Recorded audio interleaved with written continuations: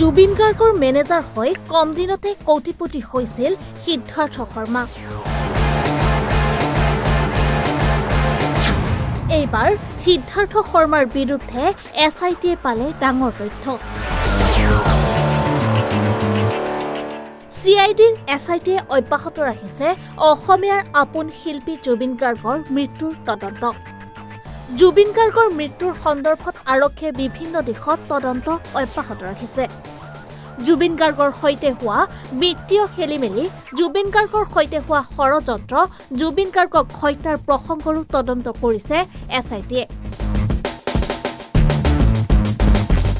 এইবাৰ জুবিন গাৰ্গৰ মেনেজাৰ সিদ্ধাৰ্থ শৰ্মাৰ বেংক একাউণ্টৰ ডিটেইলছ লৈ CIDত হাজিৰ এক্সিছ বেংকৰ 2 বিষয়া।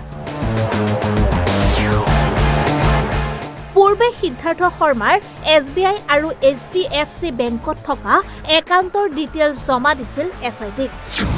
জুবিন গাৰ্গক লুটিপুটি খাই মাত্ৰ কেইবছৰমানৰ ভিতৰতে কোটিপতি হৈছিল সিদ্ধাৰ্থ শৰ্মা। প্ৰাপ্ত তথ্য অনুসৰি সিদ্ধাৰ্থৰ অতিকৈ ঘনিষ্ঠ প্ৰতীক্ষা দাস নামৰ যুৱতীগৰাকীৰ বেংক একাউণ্টতো সিদ্ধাৰ্থ শৰ্মাই ৰাখিছিল কেইবা কোটি টকা। কোনটো বেংকত কিমান পৰিমাণৰ ধন প্ৰতীক্ষা দাস নামৰ যুৱতীগৰাকীয়ে ৰাখিছিল সকলো তথ্য। সেই তথ্য লাভ কৰিছে SITয়ে।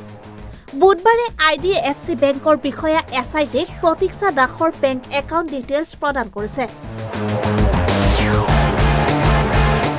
উল্লেখ্য যে জুবিন গাৰ্গৰ ছিংগাপুৰত ৰহস্যজনক মৃত্যুৰ ঘটনাৰ পিছতে পোহৰলৈ আহিছিল সিদ্ধাৰ্থ শৰ্মাৰ বহু কুকাণ্ড। বছৰৰ পাছত বছৰ ধৰি জুবিন গাৰ্গৰ ছাতুৰ দৰে থাকি জুবিন গাৰ্গক অন্ধকাৰত ৰাখি কোটি কোটি টকা লুণ্ঠন কৰিছিল এইজন সিদ্ধাৰ্থ শৰ্মাই। ছিংগাপুৰৰ সাগৰত জুবিন গাৰ্গৰ ৰহস্যজনক মৃত্যুৰ সময়তো জুবিন গাৰ্গৰ কাষতে আছিল সিদ্ধাৰ্থ শৰ্মা। কিন্তু ছিংগাপুৰৰ পৰা জুবিন গাৰ্গৰ পাৰ্থিৱ শৰীৰ অসমলৈ অনাৰ সময়ত জুবিন গাৰ্গৰ সৈতে অহা নাছিল সিদ্ধাৰ্থ শৰ্মা। আনকি জুবিন গাৰ্গৰ মোবাইল ফোনটো নিজৰ লগত ৰাখি থৈছিল মেনেজাৰ সিদ্ধাৰ্থ শৰ্মাই।